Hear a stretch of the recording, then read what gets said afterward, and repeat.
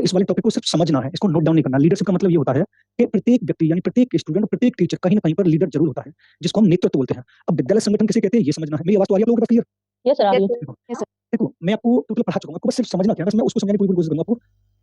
बस आपको ये समझना है कि विद्यालय संगठन यानी जो हमारा विद्यालय है, वो किस-किस से मिलकर बना है। और दूसरी बात इसमें कौन-कौन से होते हैं और जब भी आप इस विद्यालय संगठन या नेतृत्व के बारे में क्वेश्चन अटेंड करें आप, तो ये समझ लें कि जिस क्वेश्चन को आप अटेंड कर रहे हैं, उसमें आप लीडर हैं। यानी लीडरशिप जो आप नेतृत्व कर रहे हैं, मान लीजिए नेतृत्व का अभी वर्तमान में शब्द अर्थ देखा जाए, तो जो हमसे ऊँचे पद पर बैठा है, जो हमसे ऊँची पदवी पर बैठा है और वो अपने से जो निम्न व्यक्ति हैं, उनको मेंटर करता है, वो एक तरह से लीडरशिप कहलाती है। अब यहाँ पर मैं आपको समझाने की कोशिश करूँगा। देखो, अब मान लेते हैं विद्यालय संगठन जो होता है, अभी मैं थोड़ा समझा देता हूँ कि जो नेतृत्व है, अब इसको हम कई तरीके से पढ़ सकते हैं। लेकिन उससे पहले हमको विद्यालय संगठन यानी विद्यालय ऑर्गेनाइजेशन पढ़ना पड़ेगा और ये देखना पड़ेगा कि जो स्कूल है हमारा, वो कितने तत्वों से मिलकर बना है और कितने व्यक्तियों से मिलकर बना है और उसमें सबसे ज़्यादा जो इम्पोर्टेंट है, वो कौन-कौन होता है। देखो, मैं एक एग्जांपल के थ्रू आपको बता देता हूँ। मान लीजिए ये एक विद्यालय है। अब इस विद्यालय में एक तो प्रधानाचार्य की बात होगी, दूसरा जो होगा वो अध्यापक की बात होगी, नेक्स्ट जो होगा वो छात्र की बात होगी और उसके बाद लास्ट में होगा चपरासी की बात कर लेते हैं या फिर आपको ऐसा लिख लेना है फोर्थ कर्मचारी, जो फोर्थ ग्रेड वाले होते हैं वो कर्मचारी जो होते हैं। इन सबसे मिलकर हमारा क्या बना है, विद्यालय बना है। अब इसमें जो सबसे मेन पार्ट जो आपको पढ़ना है, इसी को उन्होंने एक टीचर को बना दिया है लीडरशिप। यानी जो लीडरशिप के रूप में आपको पढ़ना है वो एक अध्यापक को पढ़ना है कि जब अध्यापक जिस कंडीशन में होता है उस कंडीशन में वो किस तरह का बिहेवियर करता है और किस तरह से उसके द्वारा दिए गए जो भी मान्यता है उसके अंडर में रहने वाले टीचर स्टूडेंट किस तरह से उसको फॉलो करते हैं और जिस उद्देश्य के लिए उस टीचर को लीडर बनाया गया है वो सच में वो लीडरशिप निभा रहा है या नहीं निभा रहा है। अब एग्जांपल के थ्रू हम मानते हैं, मान लीजिए एक जो नेता लोग होते हैं जिनको हम चुनकर आगे भेजते हैं, मान लीजिए कोई सीएम बन गया, फिर उससे ऊपर पीएम बन गया, उससे ऊपर राष्ट्रपति बन गया, ये जो है ये भी कहीं कहीं पर अपने लीडरशिप को निभाते हैं। अब ये जो सीएम बने हैं, इन सीएम को जो जो कार्य दिए गए हैं उन कार्यों को करवाने के लिए वो अन्य व्यक्तियों के साथ किस तरीके का व्यवहार करेंगे वो हमें लीडरशिप में करना है। अब मान लेते हैं, यहाँ पे एक बात तो समझ लीजिए। देखो, अब एक बात ध्यान में रखना है कि जब हम नेतृत्व पर हैं यानी नेतृत्व पर हैं या लीडरशिप पर हैं, तो यहाँ पर मुश्किल से जो भी 2 पॉइंट रखे जाएंगे, पहले वो वाले ये रखे जाएंगे। एक तो शैक्षिक लक्ष्यों की प्राप्ति, अब समझना पूरा लीडरशिप यहीं पर खत्म कर दिया जाएगा। शैक्षिक लक्ष्यों की प्राप्ति और दूसरा जो आपको पढ़ना है व्यक्तियों के साथ संबंध। यानी जो एजुकेशन गोल बनाए गए हैं, जो एजुकेशन एम बनाए गए, उद्देश्य भी यहाँ पर आ सकते हैं। इन उद्देश्यों की प्राप्ति जिसको व्यक्ति के लिए बनाई गई वो उनको कहां तक प्राप्त करवा रहा है, एक तो नेतृत्व का मेन उद्देश्य होगा। और दूसरी बात, अगर मान लीजिए कोई प्रिंसिपल है और इस प्रिंसिपल के अंडर में जितने भी टीचर और स्टूडेंट हैं, उन व्यक्तियों उन टीचरों और स्टूडेंटों के साथ वो किस तरीके का व्यवहार स्थापित कर रहा है, किस तरीके का संबंध स्थापित कर रहा है, ये 2 बातें इसमें मेन पॉइंट रखी जाएंगी। और ये दोनों बातें हमेशा हमको किस में लेनी है, पॉजिटिव में लेनी है। इन दोनों को प्राप्त कर लेगा वो एक अच्छा नेतृत्वकर्ता बन जाएगा, यानी एक अच्छा लीडरशिप बन जाएगा, एक अच्छा मॉनिटर बन जाएगा। ये हमें इसमें समझना है। अब मान लीजिए आप टीचर बन जाते हैं और जब आप टीचर बनेंगे और उस क्लास को पढ़ाएंगे तो उस क्लास में आप एक लीडर के रूप में कार्य करेंगे, एक नेतृत्वकर्ता के रूप में कार्य करेंगे। अब आप अपनी क्लास को अच्छी तरीके से अपने सब्जेक्ट को आगे ले जाने के लिए बच्चों के साथ किस तरह का व्यवहार करते हैं, किस तरीके से बात करते हैं, अपने भी विचार प्रकट करते हैं, बच्चों के भी विचार जानते हैं। यानी आपको ऐसे-ऐसे पॉइंट, ऐसे-ऐसे गुणों को लागू करना है जहां पर हमेशा पॉजिटिव की बात हो। और एक बात और ध्यान रखनी है, कभी-कभी टीचर अच्छे विचार नहीं दे पाता है तो वो स्टूडेंटों से भी विचार लेकर दोनों को सम्मिलित करके अपने शिक्षण उद्देश्य को प्राप्त कर लेता है, शैक्षिक लक्ष्यों को प्राप्त कर लेता है, वो एक अच्छा नेतृत्वकर्ता कहलाता है। यानी मेरा समझाने का मतलब ये है कि विद्यालय में 4 चीज पढ़ेंगे, 4 चीजों को पढ़ाने के बाद अब मैं एक टीचर को आपको पढ़ाऊंगा। उन टीचर के जितने भी मैं आपको गुण बताऊं, रूल्स बताऊं, सिद्धांत बताऊं, वो आप अपने ऊपर लागू करना। फिर अपने ऊपर लागू करने के बाद जब भी नेतृत्व का लीडरशिप का क्वेश्चन सॉर्ट आउट करो तो अपने ऊपर डाल के रखना कि मान लीजिए उसने कहा है निम्न में से कौन सा एक अच्छे नेतृत्वकर्ता का गुण है, निम्न में से कौन सा एक गुड लीडरशिप की क्वालिटी है। तो आप ये समझ लेना कि मैं एक लीडरशिप हूं, एक लीडर मैं हूं और इनमें से कौन सा मेरे में गुण नहीं होना चाहिए, कौन सा होना चाहिए, आपको आचार आसानी से उसका आंसर मिल जाएगा। अब विद्यालय संरचना क्या होती है इसको शुरू से पढ़ते हैं। नेतृत्व समझ में आया, नेतृत्व किसे कहते हैं, लीडरशिप किसे कहते हैं। Yes sir. Yes sir. अब एक मान लेते हैं, जब अभी थोड़ा देखो मैं इस बारे में मुश्किल से बहुत कम लिखूंगा लेकिन डिस्कशन ज्यादा करूंगा क्योंकि ये आपके ऊपर डिपेंड करेगा। मैं आपको ये भी बता दूंगा, मान लेते हैं अभी कुछ नहीं लिखा सर मैंने, अभी कुछ नहीं लिखा। देखो मान लेते हैं यहाँ पर एक टीचर है, समझना आप थोड़ा डिस्कस करना। ये टीचर यहाँ पे इस क्लास का लीडर है। अब मान लेते हैं ये टीचर अपने घर से आ रहा है और अपने घर की जो परेशानी है वो क्लास में आके शो ऑफ कर रहा है, तो क्या वो एक अच्छा लीडर बनने लायक है। नो। दूसरी बात, जब वो क्लास में जाता है तो अपने छात्रों को रटने पर बल देने के लिए प्रोत्साहित करता है, क्या वह एक अच्छा लीडर बनने के लिए है। No sir. No sir. तीसरी बात, जब वो पर्सनालिटी की बात होती है तो हमेशा चमकीले और भड़कीले कपड़े पहनकर आता है, क्या वो एक अच्छा पर्सनालिटी बनती है उसकी लीडर के लिए। No sir. तीसरी बात, जब भी बात आती है राष्ट्रीय लेवल की और अंतरराष्ट्रीय लेवल की किसी नवीन परिवर्तन की तो वह उसका मना कर देता है, क्या वो एक अच्छा लीडर बनने के लिए है। No sir. नो तीसरी सर। नेक्स्ट आती है, अगर वो छात्र ये कहते हैं कि सर हमें वैज्ञानिक ज्ञान भी सिखाइए और टेक्नोलॉजी भी ज्ञान भी सिखाइए और वो ये कहता है कि अभी वैज्ञानिक और टेक्नोलॉजी ज्ञान की आपको जरूरत नहीं है, आप आगे पढ़ेंगे तब आपको जरूरत होगी, तो क्या वो एक अच्छा लीडर बनने लायक है। No sir. बस आपको इतना ध्यान में रखना है कि प्रेजेंट के दौर को ध्यान में रखते हुए एक अच्छे टीचर की जो जो क्वालिटी होनी चाहिए वो सब उस नेतृत्व वाले में होनी चाहिए। आपका लीडर का एक भी क्वेश्चन गलत नहीं होगा। अब थोड़ा समझते हैं। देखो, अब मान लेते हैं इसका नाम सुना होगा सच्चा देशभक्त।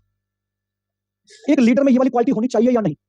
होना चाहिए। दूसरा बात, एक मुस्कुराता चेहरा होना चाहिए नहीं। Yes sir. एक बात, समय का पाबंद होना चाहिए या नहीं। Yes sir. दूसरा, अपने विषय का ज्ञाता होना चाहिए या नहीं। दूसरा, अपने अधिकारों को जानने वाला होना चाहिए या नहीं। Yes sir. दूसरा, छात्रों में रुचि लेने वाला होना चाहिए या नहीं। सर। दूसरे, समाज और संस्कृति को मान्यता देने वाला होना चाहिए या नहीं। सर। यानी ऐसे गुण जिसके द्वारा किसी स्कूल, किसी विद्यालय, किसी समाज, किसी संस्कृति को आगे ले जाया जा सके, वो सब कौन के गुण होते हैं? लीडर के गुण होते हैं। क्लियर है? अब बात यहाँ पर आती है, मान लीजिए एक लीडर जो होता है उसका व्यवहार कैसा होना चाहिए? उसका व्यवहार जो लीडर होता है उसका व्यवहार कैसा होना चाहिए? तो उसका व्यवहार हम दो तरीके से रखते हैं, एक तो होता है कठोर और एक होता है लचीला। तो कौन सा रखना चाहिए? सर दोनों। दोनों। बताइए, कठोर रखना चाहिए लचीला? कठोर सर दोनों ही रखना चाहिए टाइम टाइम पे। हाँ, तो उसी को तो फ्लेक्सिबिलिटी बोलते हैं। अच्छा कठोर का तो मतलब ये है कि ऑल टाइम ही कठोर होना, स्टिक होना, लेकिन लचीला तो ये होना चाहिए कि जरूरत पड़ने पर स्टिक भी हो जाए और ओके जरूरत सर। पड़ने पर नॉर्म भी हो जाए, बिल्कुल नॉर्मल भी हो जाए। अब मान लीजिए प्रिंसिपल नहीं आ रहे हैं, तो प्रिंसिपल की गैर हाजिरी में, उनके एब्सेंट में जो टीचर है उनको पूरी बागडोर संभालनी पड़ती है, जिसको वाइस प्रिंसिपल के रूप में जानते हैं। तो जब वो वाइस प्रिंसिपल नहीं आएंगे, वाइस प्रिंसिपल के रूप में जब वो पूरी बागडोर संभालेंगे, एक लीडरशिप के रूप में कार्य करेंगे, तो वहां पर उनको स्टिक होना बहुत जरूरी है, क्योंकि जब वो स्टिक नहीं होंगे तो पूरे विद्यालय में जितने भी कर्मचारी, जितने भी टीचर, जितने भी छात्र हैं, फिर अच्छे से किसी भी रूल्स को फॉलो नहीं करेंगे। ये बात ठीक है? जी सर। अब एक मानते हम यहाँ पर मानते हैं कि मान लीजिए अब थोड़ा लिख लेते हैं, थोड़ा जब समझना, थोड़ा समझना। देखो, विद्यालय संरचना निम्न तत्वों से या निम्न तत्वों, एक प्रधानाचार्य, अध्यापक, छात्र, कर्मचारी से मिलकर बनी है, जिसके द्वारा, सर ये स्कूल ऑर्गेनाइजेशन में लिखना है? हाँ उसमें लिखना है, इसमें अभी बता दूंगा, जिसके द्वारा सर न्यूटोपिक। जी विद्यालय के शैक्षिक लक्ष्यों की प्राप्ति की जा सके। विद्यालय संरचना में सबसे महत्वपूर्ण तत्व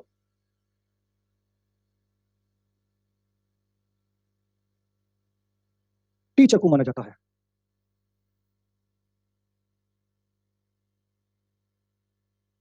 जिसके द्वारा शिक्षण अधिगम प्रक्रिया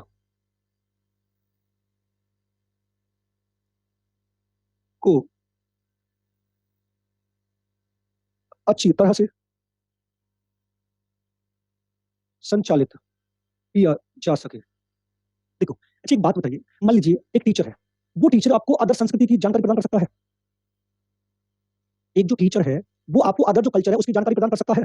अच्छा, संस्कृति को एक पीढ़ी से पीढ़ी दर पीढ़ी, यानी जो हमारी पीढ़ी सर चलती थोड़ा है, साइड में राइट में कर पीढ़ी दर पीढ़ी आपको पहुंचा सकता है संस्कृति को?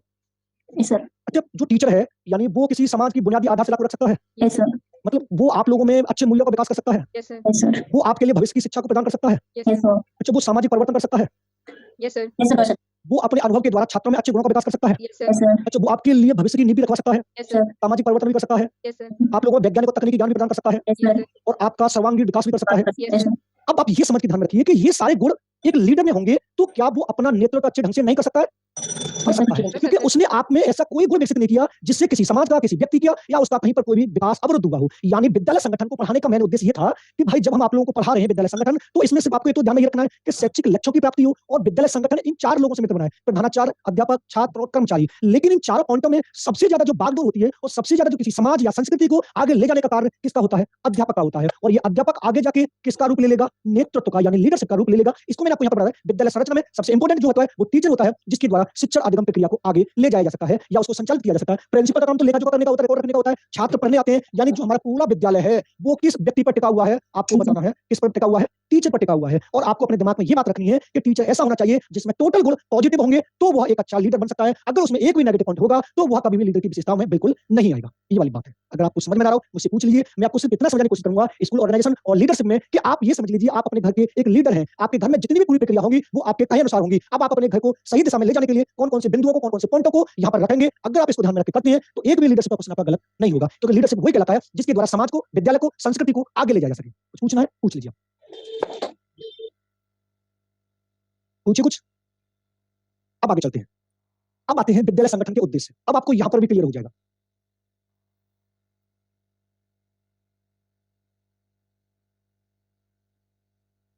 अब इसमें पहला है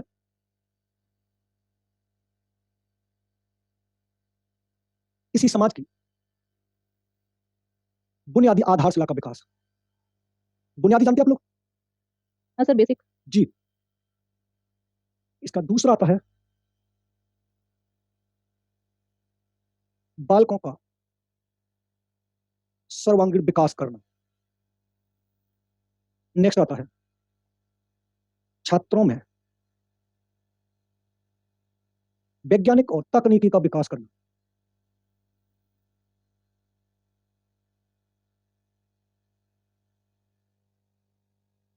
छात्रों के लिए भविष्य शिक्षा संरचना की रूपरेखा तैयार करना।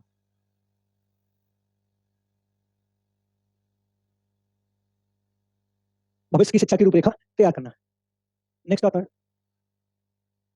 किसी समाज का, इसमें लिखो, किसी का लिखना, समाज का लिखना है, जैसे सारे समझ आएंगे। समाज का आधुनिकीकरण, आधुनिकीकरण जानते हैं? मॉडर्नाइजेशन। जी, अभी जो वर्तमान में समाज का आधुनिकीकरण का विकास करना।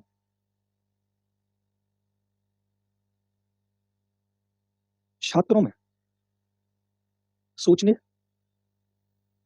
समझने, तर्क करने की जिज्ञासा उत्पन्न करना। अब इनमें से कौन सा ऐसा पॉइंट है जो आपको बिल्कुल समझ में नहीं आ रहा, वो मुझसे पूछ सकते हैं आप। सामाजिक परिवर्तन का विकास या सामाजिक परिवर्तन, और एक लास्ट में लिखेंगे सामाजिक गतिशीलता। अब ये जो विद्यालय संगठन है, अगर आप किसी स्कूल में पढ़ने जाते हैं और उस स्कूल में जब आप पढ़ेंगे तो आप टीचर के अंडर में रहेंगे, प्रिंसिपल के अंडर में रहेंगे, जो भी आपसे बड़े लोग होंगे, जो हमसे सीनियर होंगे, वो आपके लिए इन सब पॉइंटों को ध्यान में रखकर आपको आगे ले जाएंगे। यानी जब भी कोई व्यक्ति आपको गाइड करेगा तो आपका सर्वांगीण विकास हो, आपको आगे जाकर अच्छा माहौल मिले, उसको ध्यान में रखकर ये सारे कार्य किए जाएंगे। मैंने बोला है, पहला वाला लिखा है कि किसी समाज की बुनियादी आधारशिला। अगर मान लीजिए, मैंने आपको जॉन डीवी पहले बताया है, इन्होंने कहा है कि विद्यालय समाज का कैसा रूप है? लघु रूप है। तो यानी जब आप किसी विद्यालय में पढ़ रहे हैं, फिर पढ़ने के बाद जब आपकी जॉब लगेगी तो सारे के सारे स्टूडेंट किसी न किसी अलग-अलग समाज में जाएंगे और एक नए अच्छे समाज का निर्माण करेंगे कि वहां पर अगर मान लीजिए आपकी जॉब लग जाती है किसी एक समाज में और वहां पर वो समाज प्राचीन परंपराओं और मूलभूत धारणाओं से ग्रसित है, वो अपने बच्चे को पढ़ाने का काम बिल्कुल नहीं कर रहे हैं। जब आप उस समाज में जाते हैं तो समाज के लोगों को जागरूक करते हैं कि आप अपने बच्चों को पढ़ाएं, इन काम मत करवाइए। तो जो आप इस समाज की आधारशिला, बुनियादी आधारशिला कहां पर रखी जा रही है? विद्यालय में रखी जा रही है। क्योंकि समाज, विद्यालय में जब छात्र पढ़ने आते हैं तो समाज के रीति रिवाज, कायदे कानून, आदर्श, मूल्य, परंपराएं, समाज, संस्कृति, सभ्यता, इन सबसे परिचित कराते हुए उससे ये बोला जाता है कि जब आप किसी समाज में जाएंगे तो एक अच्छे समाज का निर्माण करेंगे। वो हमारी क्या कहलाती है? बुनियादी आधारशिला। दूसरे मैंने आपको बताया बालक का सर्वांगीण विकास करना है। वहां पर आपको हर तरीके से, हर समस्या से निपटने का समाधान बताया जाएगा कि किस कंडीशन में आपको किस तरीके का व्यवहार करना है, वो आपका सर्वांगीण विकास होगा। नेक्स्ट देखो, तीसरा वाला पॉइंट और एक में लिखा है आधुनिक, पांच वाला पॉइंट। अगर हम इस आधुनिकीकरण को जाने कि आधुनिकीकरण किसे कहते हैं, तो आपको बताना है कि जब एक समाज, जब एक व्यक्ति, जब एक छात्र, जब एक स्कूल वैज्ञानिक और तकनीकी ज्ञान को अपनाते हुए अपने शैक्षिक उद्देश्यों की प्राप्ति करता है, उसका मतलब वो उस व्यक्ति का, उस समाज का, उस विद्यालय का या उस छात्र का मॉडर्नाइजेशन हो गया है। यानी वह वर्तमान को ध्यान में रखकर अपने आप में परिवर्तन कर रहा है, वह उसका आधुनिकीकरण कहलाता है। अगर मान लेते हैं ये वाला शब्द आता है तो मान लीजिए तकनीकी की बात हो रही है या फिर विज्ञान की बात हो रही है, और वर्तमान में सिर्फ दो चीजों को ध्यान में रखकर प्रत्येक लक्ष्य को प्राप्त किया जा रहा है, टेक्नोलॉजी और साइंस। ये वाली बात आपसे सहमत है? क्योंकि वर्तमान में सबसे ज्यादा जो ज्ञान छात्रों को दिया जा रहा है वो टेक्नोलॉजी वाला यानी प्रूफ वाला और साइंस वाला दिया जा रहा है। अब उसके बाद हमने बोला छात्रों के लिए भविष्य की शिक्षा संरचना। मान लीजिए जब आपने 12th पास की है, 12th पास करने के बाद बहुत से ऐसे टीचर आपको मिलेंगे कि आप इस वाले क्षेत्र में जाइए या इस वाले क्षेत्र में जाइए। अगर मान लीजिए आपका मैथ अच्छा है तो वो आपसे ये कहेंगे आप आईआईटी तैयारी करिए। अगर आपकी तर्क करने की शक्ति बहुत अच्छी है, सोचने की शक्ति बहुत अच्छी है, आपकी जो याद करने, लर्न करने की अच्छी स्मृति है, तो आपसे कहेंगे आप यूपीएससी में जाइए। क्योंकि 12th पास करने के बाद आप भविष्य में कौन सी शिक्षा ग्रहण करना चाहते हैं, इस सब की तैयारी भी इसके द्वारा कराई जाती है। अगर एक बात यहाँ पर है, ये छात्र जो विद्यालय होता है वो ये भी कहता है कि छात्रों को रटने पर बल नहीं देना है, आपको खेलने पर, तर्क करने पर, और किसी भी वस्तु को, किसी व्यक्ति को, किसी भी विचार को अगर आप एक्सेप्ट कर रहे हैं तो पहले उस पर अपने विचार प्रकट करिए, उससे तर्क कीजिए। अगर आप उस बात में सहमत हो जाते हैं और प्रूव कर लेते हैं तब जाकर अपने आप को सही साबित करिए। वो उन्होंने बुलाया सोचने, समझने और तर्क करने और जिज्ञासा। अच्छा, एक जो छात्र होता है वो कभी शांत हो सकता है? शांत नहीं सर। देखो, मान लेते हैं अगर कोई स्टूडेंट है यानी कोई छात्र है, अगर वो ये कहता है कि मैं संतुष्ट हो गया, तो इसका मतलब वो किस पर बल दे रहा है? रटने पर बल दे रहा है। लेकिन अगर आज आपको एक क्वेश्चन का आंसर मिल जाता है तो कल दूसरे क्वेश्चन का आंसर जानने के लिए आपको क्या होना चाहिए? जिज्ञासु होना चाहिए। और जिज्ञासा जन्मजात होती है, अर्जित जन्मजात। अब दूसरी बात आती है कि सामाजिक जो परिवर्तन है उसका भी विकास करना है।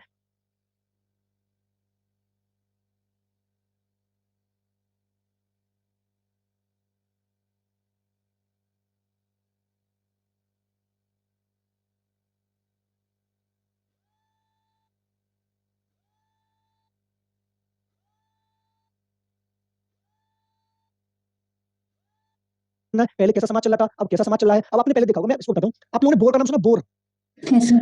उससे पहले पट्टी का नाम सुना? पट्टी। No. देखा Yes, होगा, sir. ऐसी जो उसकी तकती सी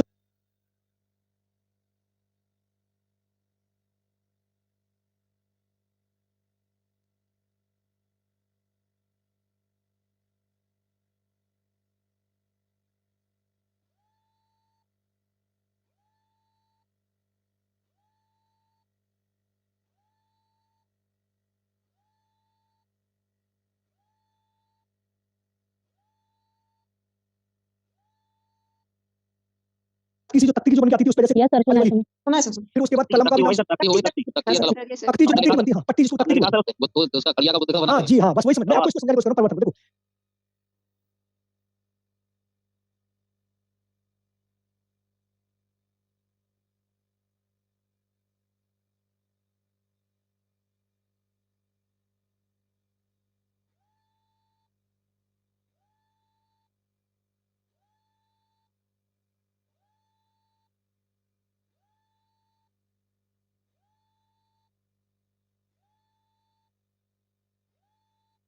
पहले पट्टी थी, फिर उसका खड़िया का बोर्ड बनता था, बोर्ड बनने के बाद फिर स्लेट आ गई, स्लेट के बाद फिर कॉपी आ गई, पेन आ गया, ये वो, आज डिजिटल बोर्ड आ गया है। कहां से कहां तक सामाजिक परिवर्तन हो रहा है, इसको ध्यान में रखकर विद्यालय संगठन छात्रों का विकास करता है। और सामाजिक गतिशीलता का मतलब ये होता है, अगर किसी समाज में विकास नहीं हो पा रहा है तो उस समाज में जाकर जो विकास नहीं चाहते हैं उनको समझाना है, उनको पढ़ाना है, जिससे वो अपनी समाज में गति कर सकें। लेकिन ये सारे पॉइंट तब होंगे जब आप एक विद्यालय में, एक छात्र में, एक टीचर द्वारा विकसित किए जाएंगे। और जब ये टीचर इस छात्र में विकसित करेगा तो जो टीचर है वो किसका रोल निभा रहा है, एक लीडर का, यानी एक नेतृत्वकर्ता का रोल निभा रहा है। क्लियर है? सर ये बोर्ड क्या बताया आपने, पट्टी तो समझ में आया। वो जो खड़िया का नाम सुना, खड़िया, नहीं सर। ठीक सफेद कलर का जो रंग आता था, मुल्तानी मिट्टी। हाँ मुल्तानी मिट्टी का दूसरा नाम होता है, मुल्तानी मिट्टी का दूसरा। कैल्शियम कार्बोनेट वाले। हाँ हाँ, अभी ये बोलते हैं कि उसको खाने से हमारी कैल्शियम की कमी पूरी हो जाती है, उसको खड़िया खाने से, ये होता है। अच्छा, जो खड्डू सर एक पॉइंट बताना। कौन सा? चौक वाला। सामाजिक यस सर। सामाजिक गतिशीलता, गतिशीलता मीन्स होता है गति करना, प्रोग्रेस करना। अब कोई समाज कई सदियों से अपने समाज में परिवर्तन ही नहीं चाह रहा, बिल्कुल चाह ही नहीं रहा हमारे समाज गति करे, तो उस समाज में जाकर उस समाज के लोगों को समझाना, उनको कहना कि आप अपने बच्चों को पढ़ाइए, ये करिए, वो करिए। अभी आपने देखा है, आपने देखा होगा जो ओवेलन की जेंडर होती है, जिनको हम किंडर बोलते हैं, नाम सुना है? Yes sir. अभी फिलहाल में इनके वहां से एक लेडी जज बनी है, जज, सुना है आप लोगों ने? पढ़ा भी होगा। कहाँ की से कहाँ की? अभी मुझे ये ध्यान नहीं आ रहा, जो किंडर होते हैं वहां पे से एक व्यक्ति अच्छा ऐसे ऐसे। जज बना है। अब अगर हम देखें आज से 6 साल पहले, तो क्या इन लोगों को यहाँ पर ये पढ़ाई लिखाई पर ध्यान देते थे? इनका जो काम था वो मांगना, शादी विवाह में जाना, अपने पैसे लेकर आना। लेकिन ये भी तो जागरूक हुए हैं, अब उन्होंने वो काम छोड़कर वो पढ़ने लिखने पर बल दे रहे हैं, पढ़ने लिखने पर बल दे रहे हैं, तो इसका मतलब वो अपने समाज में गति कर रहे हैं। समझ नहीं ना, यानी जब एक समाज जो प्राचीन परंपराओं से दूर रूढ़ था, ग्रसित था, उसको चेंज करके नई वाले समाज में लाना, आधुनिकीकरण वाले समाज में लाना, विज्ञान वाले में लाना, तकनीकी वाले में लाना, वो हमारा सामाजिक गतिशीलता कहलाता है। देखो फिर मैं एक बात बता रहा हूं, यहाँ पर फिर मैं एक शब्द जोड़ूंगा, ये सारे कार्य एक छात्र के लिए किए जा रहे हैं, और किसके द्वारा? एक टीचर के द्वारा, क्योंकि टीचर बड़ा है, छात्र छोटा है, और जो बड़ी पदवी पर बैठकर अपने से निम्न व्यक्तियों का मार्गदर्शन करता है उसको हम लीडरशिप के रूप में जानते हैं। क्लियर है? Yes sir. अब चलते हैं विद्यालय संगठन के सिद्धांत।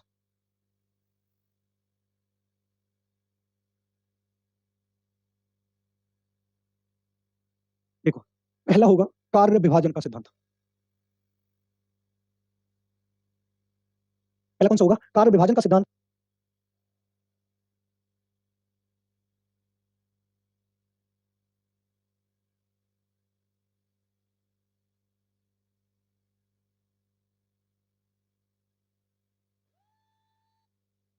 सिद्धांत दूसरा होगा अधिकार संरक्षण का सिद्धांत।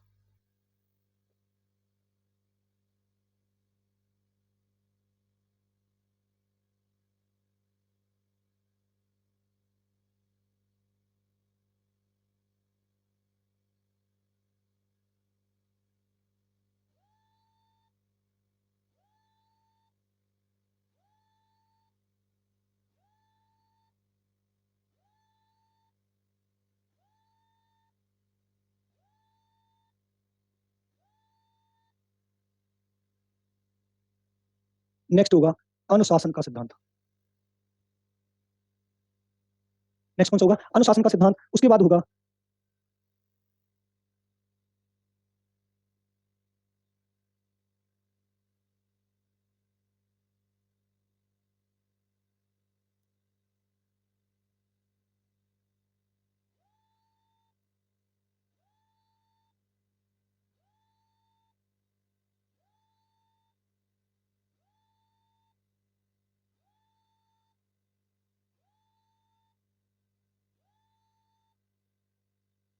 आदेश की एकता का सिद्धांत।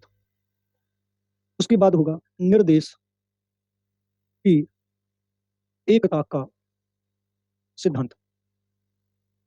उसके बाद होगा समन्वय का सिद्धांत, और उसके बाद होगा संप्रेषण का सिद्धांत।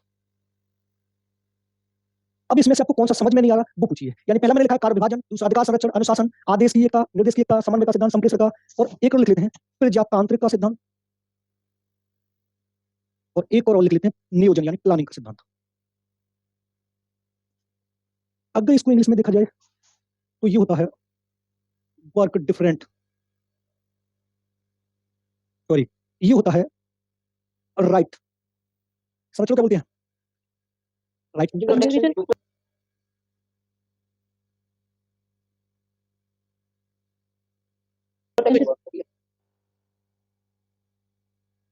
अनुशासन को बोलते हैं डिसिप्लिन, आदेश को बोलते हैं ऑर्डर, यूनिटी थ्योरी। इनके कॉन्सेप्ट आपकी समझ में आ गए? निर्देश होता है गाइडेंस, यूनिटी थ्योरी। समन्वय क्या होता है? कोऑर्डिनेशन। संप्रेषण क्या होता है? कम्युनिकेशन। जी सर। संप्रेषण कितने प्रकार का होता है सर? पढ़ा भी चुके हैं। प्रजातंत्र क्या होता है? डेमोक्रेसी। 2 टाइप्स। सर अब प्रजातांत्रिक नहीं चलता ना? चल जाता है, इसको बोलते हैं प्लानिंग, चल जाता मैम। सर बाल केंद्रित शिक्षा हो गई है तो बाल केंद्रित शिक्षा को तो डेमोक्रेसी बोल सकते हैं, और यहाँ पर हम उसकी बात कर रहे हैं विद्यालय संगठन की, ना कि बाल केंद्रित चाइल्ड सेंटर की। अच्छा ओके सर। अब देखो समझना क्या है, देखो इसको मैं एक शब्द में समझा सकता हूँ, एक बात में, और उसके बाद आपको अगर कोई सा भी समझ में आए तब पूछना। ये जो मैंने आपको सिद्धांत लिखा है ना विद्यालय संगठन के, ये मान लीजिए एक टीचर है, टीचर नहीं मानते, हम मानते हैं प्रधानाचार्य। अब ये जो प्रधानाचार्य हैं, इसके अंडर में टीचर आएंगे, ये वाली बात आप इस बात से सहमत है? और कौन आएगा? छात्र आएगा, और कौन आएगा? मैंने आपको लिखा है कर्मचारी। अब ये प्रधानाचार्य ने इन तीनों व्यक्तियों को ये सारे काम दे दिए। अब मान लेते हैं एक, मैं मानता हूं कार्य विभाजन का सिद्धांत। अब मान लीजिए कार्य विभाजन यानी सबको काम अलग अलग दिया गया है, यानी टीचर को अलग दिया गया है, स्टूडेंट को अलग दिया गया है, और कर्मचारी को अलग दिया गया है। अब हम बात करते हैं सफाई की, समझना मैं अपनी भाषा में समझा रहा हूं। अगर प्रिंसिपल को विद्यालय की सफाई का दायित्व सौंपना है, सफाई वाला कार्य देना है, तो वो किसको ध्यान रखेगा? कर्मचारी। कर्मचारी को। अगर वो ये कहता है कि क्लास को मेंटेन करके रखना है, तो वो किसको देगा? छात्र को भी दे सकता है और टीचर को भी दे सकता है। अगर मेरी गैर हाजिरी मैं नहीं आ पाता, प्रिंसिपल इस वाली बात कहता है, तो जिम्मेदारी किसकी रहेगी? टीचर की। अगर टीचर ये कहता है कि अगर मैं क्लास में 10 मिनट लेट हूं, तो जिम्मेदारी उस क्लास के किसके? मॉनिटर को होगी। ये वाली बात ठीक है। अगर कॉलेज जल्दी खुलना है, तो फिर जिम्मेदारी किसकी होगी? कर्मचारी की होगी। कार्य विभाजन का सिद्धांत ये कहलाता है कि इस विद्यालय में जितने भी व्यक्ति रहते हैं, एक बात और आपको समझा दें, मान लीजिए ये विद्यालय है, ये विद्यालय में जितने लोगों की एंट्री और यहाँ पर जितने भी लोग हैं इसमें रह रहे हैं, यानी एक तो प्रधानाचार्य होगा, कभी कभी सेक्रेटरी भी आ सकता है, और टीचर होगा, स्टूडेंट होगा, और चपरासी कर्मचारी होंगे। ये सारे व्यक्ति यहाँ पर रह रहे हैं, उन सबको अपने अलग अलग कार्य दे दिए गए हैं। वो कौन सा सिद्धांत कहला रहा है? हमारा कार्य विभाजन का सिद्धांत कहला रहा है। ये वाली बात ठीक है? क्लियर है? Yes sir. अब उसके बाद आता है अधिकार संरक्षण। मान लीजिए अधिकार संरक्षण की बात करें, तो आपने एक नाम सुना होगा, टाइम टेबल। नाम सुना है? अब टाइम टेबल टीचरों को थमा दिया जाता है, और उनको भी दे दिया जाता है, कर्मचारियों को आपको कौन सा काम क्या करना है। ऐसे टीचरों को टाइम टेबल दे दिया गया कि 10 बजे से लेकर 11 बजे तक आपका वहां पर लेक्चर है, उसके बाद आपको वो क्लास देखनी है, उसके बाद वो काम करना है, फिर उनके स्टूडेंट को बता दिया आपको ये काम करना है। यानी ये वाला जो संरक्षण, अधिकार संरक्षण, एक बार बता देने के बाद सारे के सारे व्यक्ति जो विद्यालय में रहते हैं, वो अपने अपने अधिकारों को बचाकर उनको फॉलो करते हुए चलते हैं, जिससे शिक्षा के उद्देश्यों की प्राप्ति हो सके। लेकिन पूरा विद्यालय संगठन, देखो समझ, देखो अब समझ में आ जाएगा। पूरा विद्यालय संगठन या नेतृत्व इन दो व्यक्तियों पर कार्य करता है, एक तो शैक्षिक उद्देश्यों की प्राप्ति या शैक्षिक लक्ष्यों की प्राप्ति, और दूसरे व्यक्तियों से संबंध स्थापित करना। अब मान लीजिए यहाँ पर ये सारे काम प्रिंसिपल दे रहा है, और प्रिंसिपल अपने आप को मान लीजिए टीचर ये कहता है कि एक टीचर कहता है सर मैं कल नहीं आ पाऊंगा, मेरी तबीयत खराब है, और उस टाइम प्रिंसिपल स्ट्रिक्ट व्यवहार दिखाता है, तो क्या जिस टीचर से उसने ये वाली बात बोली कल आपको आना ही है, आपकी तबीयत खराब हो या ना हो मुझे कोई मतलब नहीं है, तो क्या टीचर के उस प्रिंसिपल से संबंध अच्छे हो जाएंगे? नहीं होंगे। नहीं होगी, No, sir. क्योंकि यहाँ पर जब उसके संबंध अच्छे नहीं होंगे, तो क्या शैक्षिक उद्देश्यों की प्राप्ति हो जाएगी? नहीं होगी। जब शैक्षिक उद्देश्यों की प्राप्ति नहीं होगी, क्या प्रिंसिपल एक अच्छा लीडर बन जाएगा? नहीं बनेगा। जब अच्छा लीडर नहीं बनेगा, तो विद्यालय संगठन ढंग से चल पाएगा? नहीं चल पाएगा। पूरा विद्यालय संगठन और पूरा नेतृत्व इन दोनों चीजों पर निर्भर करता है। अब आगे चलते हैं। अनुशासन का सिद्धांत। अब ऐसा नहीं कि स्कूल खुल रहा है 9 बजे और टीचर 9:30 बजे आए, ऐसा भी नहीं होगा, क्योंकि मैंने पहले बता दिया। आदेश की एकता का सिद्धांत। कभी कभी ऐसा होता है कि सबको एक साथ आदेश दे दिए, कभी कभी ऐसा होता है कि प्रिंसिपल भी लेकर आ सकते हैं और कभी कभी स्टूडेंट भी लेकर आ सकते हैं, तो सबको वहां पर लचीलापन को ध्यान में रखते हुए कौन सा वाला स्थापित करना है? संबंध स्थापित करना है। निर्देश की एकता का सिद्धांत। कभी कभी मैंने आपको ये बताया कि प्रिंसिपल नहीं आते हैं, तो उनकी गैरहाजिरी में टीचर भी गाइड कर सकते हैं स्टूडेंटों को, चपरासी को। समन्वय का सिद्धांत मैंने आपको ऑलरेडी बताया कि सबको एक साथ मिलकर पूरी विद्यालय संरचना को चलाना है और शैक्षिक उद्देश्यों की प्राप्ति को करना है। संप्रेषण का सिद्धांत। जब भी कोई व्यक्ति बात करे तो उचित स्वर और मीठी आवाज में बात करे, ना कि स्टिक रूप से और रूढ़ व्यवहार से बात करे। प्रजातांत्रिक का सिद्धांत ये कहलाता है कि अगर हम किसी विद्यालय संरचना को आगे ले जा रहे हैं, तो प्रत्येक छात्र को, प्रत्येक टीचर को और प्रिंसिपल को और कर्मचारी को अपने विचार वहां पर रखने के लिए, प्रकट करने के लिए पूर्ण रूप से स्वतंत्रता है, कोई पाबंदी नहीं है। नियोजन का सिद्धांत। देखो प्लानिंग वो चीज है जो किसी सक्सेस को जन्म देती है। बिना प्लानिंग के तो हम कोई भी चीज प्राप्त कर ही नहीं सकते। अगर हमें शैक्षिक लक्ष्यों की प्राप्ति करनी है, शैक्षिक उद्देश्यों की प्राप्ति करनी है, अपनी समाज को आगे ले जाना है, अपने विद्यालय को आगे ले जाना है, तो आपको प्लान तो करना पड़ेगा, और बिना प्लान के हम कुछ कर नहीं सकते हैं। कुछ पूछना हो पूछ लीजिए। अब उसके बाद हम पढ़ाते हैं टीचर सर, के इसमें विद्यालय संगठन में 4 से 5 क्वेश्चन। कौन सा वाला? इस विद्यालय संगठन के अंदर सिद्धांत। अच्छा 4 से 5 क्वेश्चन मतलब इसमें बताना ये वाला? हाँ। अच्छा, देखो आदेश का तो मतलब जी सर, विद्यालय संगठन को हमें साध्य मानना है कि साधन मानना है? कैसे? विद्यालय संगठन को हमें साध्य मान के चलना है कि साधन के रूप में? अच्छा इसको मैं आगे कर दूंगा, तब और अच्छा क्वेश्चन पूछा। आगे कर सर सेकंड पॉइंट फिर से बता दो। देखो अभी रुको, तो इसको तो कैसे साफ कर दूं। मैं अभी पहले साधन और साध्य बताता हूं, सर आपको पूरा क्लियर समझ में आ जाएगा। देखो सर, साधन क्या होता है और साध्य क्या होता है, आपको खुद आंसर मिल जाएगा। देखो साध्य वो होता है जिसको हम प्राप्त करना चाहते हैं, जिसको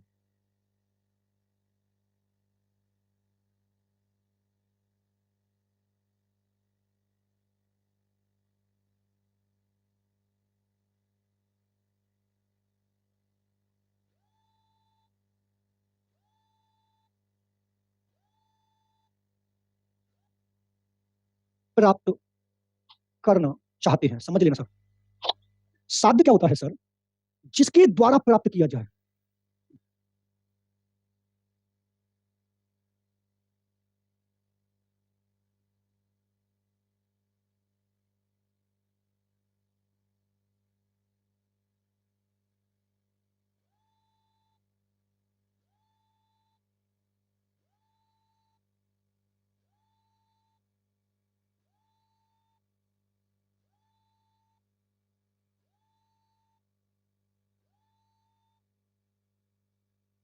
जिसके द्वारा प्राप्त किया जाए। अब बताइए क्या पूछ रहे? दोनों आपको समझ में आना चाहिए। साधन वो चीज होती है जिसके माध्यम से, जिसके द्वारा जिस वस्तु को प्राप्त करने जा रहे हो, जिस वस्तु को प्राप्त करना है वो हमारा क्या कहलाएगा? साधन। और जिस साधन के द्वारा, जिस माध्यम के द्वारा प्राप्त किया जा रहा है वो हमारा साधन कहलाता है। एक एग्जांपल ग्रामीण क्षेत्र से आपके विवाह से संबंधित, मान लीजिए आप घर जाना चाहते हैं, जो घर जाना चाहते हैं वो आपका साध्य होगा और यहां से वहां तक जाने के लिए जिस ऑटो का, जिस मेट्रो का, जिस बस का प्रयोग करेंगे वो हमारा क्या कहलाएगा? साधन। आप पूछिए, आप क्या पूछे? हाँ सर, एक क्वेश्चन था मेरा कि जैसे विद्यालय में हम लोग जाते हैं तो संगठन का जो कुछ उद्देश्य होता है वो शिक्षा के उद्देश्यों की पूर्ति जी सर, आपने एक अच्छे सामाजिक गुणों का विकास करना है। अब सामाजिक गुणों का विकास करने के लिए कभी आपको प्रेयर करवाए जाते हैं, कभी कार्यक्रम में भाग लिया जाता है, कभी किसी से मिलवाया जाता है, लेकिन एक सामाजिक और शैक्षिक उद्देश्य को प्राप्त करना वो हमारा क्या होगा? साधन। जो चीज अपनाई जा रही है, जिनके माध्यम से प्राप्त करवाया जा रहा है वो हमारा क्या कहलाएगा? साधन। दूसरा क्वेश्चन आया था विद्यालय जी सर, विद्यालय जो संगठन है उसमें मानवीय जो आधार है हमारे शिक्षक और शिक्षण के जो मानवीय आधार है उनकी क्या उपयोगिता है, क्या पूछा? देखो, एक होता मानवीय और एक होता भौतिक। अभी सर आपने आने दिया नहीं मेरे को, मैं इसको टीचर में पढ़ाता हूं। देखो सर, विद्यालय संगठन दो तत्वों से मिलकर बना होता है, एक मानवीय आधार और एक भौतिक वाला। मानवीय आधार मैंने आपको बता दिया है, एक प्रिंसिपल होगा, एक टीचर होगा, एक स्टूडेंट होगा, एक कर्मचारी होगा। भौतिक आधार वो होगा जहां की बिल्डिंग, फर्नीचर, वहां का वातावरण। अब मान लीजिए आपके पास आपका विद्यालय है, ये आपका विद्यालय है और आपके विद्यालय में साइंस के बच्चे बहुत सारे हैं, लेकिन आपके विद्यालय में कोई भी एक लैब नहीं है, तो क्या भौतिक संसाधनों की प्राप्ति हो सकती है? क्या लक्ष्यों की प्राप्ति हो सकती है? ये भौतिक होगा। मानवीय क्रियाएं, मानवीय शिक्षण क्रिया वो होती है जो ये सारे मैंने आपको लिखा है, जहां पर मानव यानी प्रिंसिपल और टीचर और स्टूडेंट और कर्मचारी, इनके बीच में इंटरेक्शन होता है और तब जाकर किसी समस्या का समाधान किया जाता है, वो मानवीय क्रिया होती है। और जहां पर भौतिक शब्द होता है वो वस्तु जिसको व्यक्ति ने अपने स्वार्थ के लिए, अपनी समस्याओं को समाधान करने के लिए, अपनी समस्या को सरल, रुचिकर, प्रभावशाली और आसान बनाने के लिए जो वस्तुओं का निर्माण किया है वो भौतिक में आएंगी और जहां पर इंटरेक्शन कहलाएगा वो मानवीय में आएंगी। पूछिए, क्लियर है दोनों? Yes sir, okay. और सर तीसरा क्वेश्चन इसमें क्या बताया आपने? विद्यालय साधन या साध्य क्या बताया? अभी रुको, एक तीसरा क्वेश्चन और सर, पूछिए सर। सर तीसरा क्वेश्चन है किसी भी विद्यालय संगठन में शिक्षक और शिक्षण दोनों प्रभावी हों इसके लिए क्या करना होगा? अच्छा, उसके लिए अब पहले इसको साफ कर देगा सर। एक मिनट इसके फट तो इसमें अब विद्यालय क्या है बोलिए? साधन में। Thank you sir. आगे चले सर, आगे चले। देखो, आप पूछिए सर, क्या पूछ रहे थे? अभी आपने पूछा एक तो विद्यालय संगठन, समझना बस जितना डिस्कशन हो जाएगा नेतृत्व विद्यालय क्लियर हो जाएगा। आपने पूछा कि विद्यालय संगठन, आगे बोलो सर। में शिक्षक और शिक्षण दोनों प्रभावशाली कैसे? इन दोनों को प्रभावशाली कैसे बनाया जाए, ये तो पूछ रहे सर आप। जब ये प्रभावशाली होंगे तो विद्यालय संगठन हमारा हाई लेवल पर होगा। ये वाली बात बिल्कुल ठीक है। देखो, शिक्षक प्रभावशाली तब होगा जब शिक्षक अपने शिक्षण को सरल, रुचिकर, छात्रों को ध्यान में रखेगा और मीडिया का प्रयोग करेगा। इनको प्रयोग करने के बाद मेरा जो टीचिंग कार्य वो बहुत इजी हो जाएगा और एक कॉन्सेप्चुअल हो जाएगा और आपको यथार्थ ज्ञान देगा, समझ वाला ज्ञान देगा। तो मेरा शिक्षण कैसा हो जाएगा? प्रभावशाली हो जाएगा। फिर छात्रों को समझ में आएगा। तो स्कूल में कोई भी क्वेरी ऐसी नहीं होगी जो टीचर से संबंधित हो, जो समझ में ना आ रही हो, वो हमारा ये कहलाएगा। अच्छा, एक क्वेश्चन ध्यान रखने से थोड़ा आपका इंटरेस्टिंग क्वेश्चन है। मान लीजिए मैं शिक्षण कार्य कर रहा हूं और मैंने 2 पॉइंट रखे और 1 पॉइंट तीसरा रखूंगा मैं दोनों। अब आपको ये बताना है कौन सा ऑप्शन होगा। मान लीजिए एक अध्यापक इस कार्य को कर रहा है तो मैंने यहां पर लिख दिया छात्रों के 2 ऑप्शन रखूंगा। समय छात्रों की आवश्यकता को ध्यान में रखना है, समझना बड़ा इंपॉर्टेंट है। और दूसरा मैंने रखा है छात्रों के मानसिक स्तर को ध्यान में रखना है, मानसिक स्तर को ध्यान में रखना है। और तीसरा ऑप्शन मैंने लगा दिया है दोनों। राइट आंसर कौन सा होगा? एक अध्यापक अपनी टीचिंग प्रोसेस की प्रक्रिया में लगा हुआ है, अपने शिक्षण कार्य में लगा हुआ है। अभी रुके, रिलैक्स रखें। हम पढ़ा रहे हैं, हमारे सामने आप बैठे हुए, तो हमने लिखा है कि हम अपने शिक्षक को बिल्कुल आसान बनाना चाहते हैं, बिल्कुल अपने शिक्षक को हाई लेवल पर ले जाना चाहते हैं। हमारे पास 2 ऑप्शन 3 ऑप्शन है। पहला, एक तो मुझे आपकी आवश्यकताओं को ध्यान में रखना है, एक मुझे आपके मानसिक स्तर को ध्यान में रखना है और दूसरा मैंने लिख दिया तीसरा वाला, दोनों को ध्यान में रखना है। राइट आंसर कौन सा होगा? छात्रों के मानसिक स्तर सर। सेकंड वाला। अच्छा, लाइन सही पा गए। दोनों कौन-कौन बोल रहे थे? थोड़ा बोलेंगे दोबारा? दोनों, कोई है दोनों पे लगाने वाले का? सर छात्रों की आवश्यकता का क्यों नहीं ध्यान रखा? आवश्यकता क्योंकि उसको भी तो ध्यान में रखकर विद्यालय जाते हैं। तो लगा दें दोनों को। नहीं सर, मेरा क्वेश्चन बस ये है कि इसको अगर इग्नोर कर रहे हैं तो क्यों इग्नोर कर रहे हैं? नहीं, वो तो हम अभी बताएंगे, पर अभी हम अपने क्वेश्चन का आंसर पूछ रहे हैं कि छात्रों की आवश्यकता, आपकी जो नीड है उनको लगा दें कि हाँ मैं ध्यान रखूंगा। नहीं हाँ सर, सर। नहीं सर। अरे सर, कभी लगाओ मत देना। आप मुझसे डिमांड करेंगे मेरा तो पढ़ मुझे पेपर को फल लगा दोगे। हाँ सर। आप ये कहो मेरा मन है मैं आप नहीं पढ़ रहा, मत पढ़िए। बस मुझे अपना टीचिंग कार्य करते समय आपके मेंटल को ध्यान रखना, आपकी मेंटल एज को ध्यान रखना, आपके मेंटल लेवल को ध्यान रखना है। मान लीजिए 2 चीज होती है, इसको समझना पड़ा। एक होता है व्याख्यान और एक होती है व्याख्या। इसको बोलते हैं एक्सप्लेन और इसको बोलते हैं लेक्चर। अब मान लीजिए व्याख्यान और व्याख्या दोनों अलग-अलग है। एक है पहला क्वेश्चन ये, एक्सप्लेन और लेक्चर अलग-अलग है, लेकिन ये वाली जो है वो हाई लेवल पे प्रयोग की जाती है, जिसमें एक तरफा संचार चलता है, जो लेक्चर गेस्ट लेक्चर का नाम सुना होगा। बस स्टूडेंट निष्क्रिय बैठे रहते हैं और टीचर बोलता रहता है। और व्याख्या जिसमें टीचर और स्टूडेंट के बीच में इंटरेक्शन होता है, वो वाली व्याख्या कहलाती है। तो मैं आपके लिए इस वाले को प्रयोग करूं कि इस वाले को प्रयोग करूं? एक्सपीरियंस इस वाले को। और मान लीजिए आपकी नीड है इसकी और आपका जो आपका मानसिक स्तर है वो एक्सप्लेन दिया जाए और मैं प्रयोग इसको कर रहा हूं, तो ये तो गलत है ना। अब एक और क्वेश्चन आता है इससे संबंधित, सर समझना। सर ये फिर से बताने शिक्षण और शिक्षक, कौन सा वाला? ये फिर से बताना सर। देखो, एक होती है व्याख्यान, व्याख्या नहीं सर, ये शिक्षण और शिक्षक, ये वाला ये।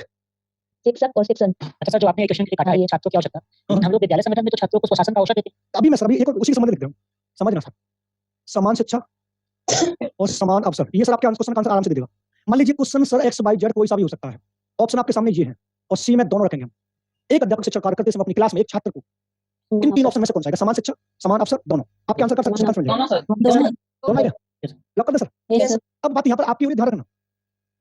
अब मैंने आपको समान पेडागोजी, आप अवसर सब लोग केवीएस की तैयारी करें तो सबके मार्क्स सेम आएंगे? No sir. नो सर, क्यों? अवसर सेम मिलेगा सर। नहीं करते सर। समान शिक्षा क्यों प्रदान करेंगे आपको भाई? क्यों प्रदान करेंगे समान शिक्षा? सबकी मेंटल एबिलिटी अलग-अलग है ना, कैचिंग पावर अलग-अलग है ना। तो कभी भी सबको पूछने के, अगर मैंने आपको 4 बार पूछने का अवसर दिया है तो दूसरे स्टूडेंट को भी मेरा हक है 4 बार पूछने का, लेकिन समान शिक्षा क्यों दूंगा मैं सबको? तो आप तो समान ही दोगे ना हम अरे सबको। कहाँ लिखा मैंने? मुझे पता आप नहीं। भी बता रहे हैं हम लोगों को सबको समान ही बता रहे हैं ना सर वो वाली बात ठीक है, मैंने इसमें से आपको पहले लिख दिया, बालक को ध्यान रखना है। अब मुझे पता था कि वाला क्वेश्चन करेंगे भाई, कैचिंग पावर आपकी है, यस सर, कोई 2 क्वेश्चन करेगा, कोई 4 क्वेश्चन करेगा, कोई को फर्स्ट टाइम जी। समझ में आ जाएगा, कोई 2 टाइम या फिर आप लोग सब मिलकर एक जैसा क्वेश्चन कर लेंगे? नहीं करेंगे। तो एक बात तो ध्यान में रखें, केवीएस में 2 क्वेश्चन मिलेंगे, छात्रों की आवश्यकता वाला कभी ऑप्शन मत लगाना, समान शिक्षा वाला कभी ऑप्शन मत लगाना, क्योंकि जब भी क्वेश्चन कोई सा भी बनेगा, इसका पहला ऑप्शन ये वाला बनेगा और समान अवसर वाला या तो डी बनेगा या सी बनेगा। वो पहले से दूसरे पे जाने नहीं देगा। लेकिन आपको ध्यान में ये रखना है कि ना तो मैं छात्रों की आवश्यकता को लगाना है, ना समान शिक्षा को लगाना है। प्रत्येक छात्र को सीखने के समान अवसर देने हैं। एक Yes, टीचर sir. वो कहलाता है डेमोक्रेसी। Clear sir? सर ये तो क्लियर हो गया समान शिक्षा वाला समान अवसर, लेकिन सर जो आवश्यकता है सर, अगर कोई बालक सर अगर देख नहीं सकता या सुन नहीं सकता, तो तब तो हम उसकी आवश्यकता के अकॉर्डिंग ही उसको शिक्षा देंगे ना सर। मैम ऑप्शन दूसरा कौन सा लगा? मानसिक स्तर तो तो आईक्यू बालक जब एक बालक देख नहीं सकता तो उसके मानसिक स्तर को ध्यान में तो रखेंगे। तो उसके जरूरी नहीं है कि उसका आईक्यू लेवल लो हो, अगर वो कुछ उसको अगर कोई अदर प्रॉब्लम हो तो। तो स्पेशल चाइल्ड में आ जाएंगे ना पब्लिक में। पहले मेरी बात सुनें। देखो उस तरह का ये बनता है कि एक अध्यापक अपने शिक्षक को प्रभावशाली बनाना चाहता है। बात कौन प्रभावशाली बनाऊंगा? मैं प्रभावशाली बनाऊंगा। तो मुझे आपकी आवश्यकता से क्या मतलब है? भाई मुझे सिर्फ आपके मानसिक स्तर को जानना है कि किस लेवल तक आप जल्दी से जल्दी और आसान भाषा में सीख सकते हैं। उसके हिसाब से मेरा शिक्षक प्रभावशाली बनेगा, ना कि आपकी आवश्यकता, आपकी नीड के द्वारा। आपकी आवश्यकता ये हो कि मुझे अभी भूख लगी, मैं बाद में पढ़ूंगा। अरे जब मुझे आपको पढ़ाने बैठा हूं तो आपकी मेंटल एबिलिटी को तो ध्यान में रखना है, ना कि आपकी नीड को ध्यान में रखना है। तो मतलब मानसिक में ही सब कुछ आगे इंक्लूड हो गया। बिल्कुल। अब देखो ओके। अब अभी आपने क्वेश्चन पर ये वाली बात बोली थी, अगर कोई एक बालक अंधा हो तो बालक अंधा है लेकिन कैचिंग पावर सुनने की क्षमता तो पूरी है। Yes sir. और अंधे बालक को पढ़ाने के लिए लुई ब्रेल नामक मनोवैज्ञानिक जो था वो ब्रेल लिपि विधि का प्रयोग किया था और उस ब्रेल लिपि विधि में स्पर्श के माध्यम से प्रयोग करते हैं और उस ब्रेल लिपि विधि में 6 से 8 Yes, फॉन्ट का प्रयोग किया जाता है। डॉट्स। भारत में देखें तो 6 और चाइना में देखें तो 8 है। है सर। आगे चले। सर एक डाउट है बिल्कुल पूछिए मैम। सर, वो साधन और साध्य वाला टॉपिक अभी जो आपने कराया सर, उसमें अगर आप विद्यालय को साधन बताते हैं तो सर साध्य क्या होगा? साथ ही आपके शैक्षिक उद्देश्य, जिस उद्देश्य को ध्यान में रखकर आप किसी कॉलेज में एडमिशन लेते हैं, आपने 12th में लिया एडमिशन, तो 12th पास करने के लिए तो गए उस विद्यालय में। अब वो विद्यालय एक साधन तो बनेगा, अपने कॉलेज की मोहर लगा के दे देगा, लेकिन 12th पास की जो मार्कशीट है उसी को तो लेने गए हैं। जी सर, थैंक यू ओके, अब चलते हैं विद्यालय संगठन के। अरे क्या क्लास चल रही है, क्या कर रहे हैं आप लोग? क्या बाल विकास क्या हो रहा है? भूल जाते हैं आप लोग? सर बाल विकास।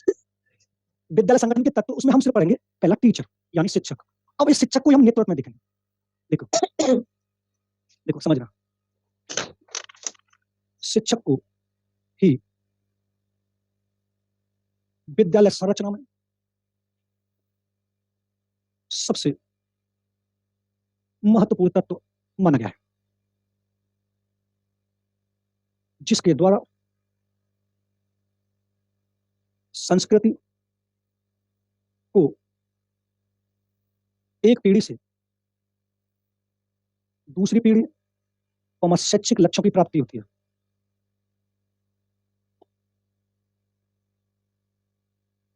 देखो यहाँ पर मैं एक चीज थोड़ा डिटेल में थोड़ी सी बताऊंगा आपको, जैसे आप भी सकते नहीं भी पढ़ लेना। देखो अगर हम टीचर के विकास की बात करें तो टीचर के विकास की हम बात करेंगे तो हम 2 भागों में पढ़ लेंगे इसको। देखो अगर विकास की बात करें तो 2 भागों में पढ़ेंगे। पहला होगा हमारा स्वतंत्रता से पूर्व, ऐसे मत पढ़ो, ऐसे पढ़ते हैं ऐतिहासिक काल। ऐतिहासिक काल को 3 भागों में बांटा गया है। एक है वैदिक काल, दूसरा है बौद्ध काल और तीसरा कौन सा आ जाएगा बताएगा कोई? मुस्लिम काल। उसके बाद दूसरा वाला हम पढ़ लेते हैं आधुनिक काल। इसको 2 भागों में बांट लेते हैं। एक होता है ब्रिटिश काल और एक होता है स्वतंत्र काल। देखो जो अध्यापक है, जो लीडर है, जो मॉनिटर है, वो वैदिक काल से चला रहा है।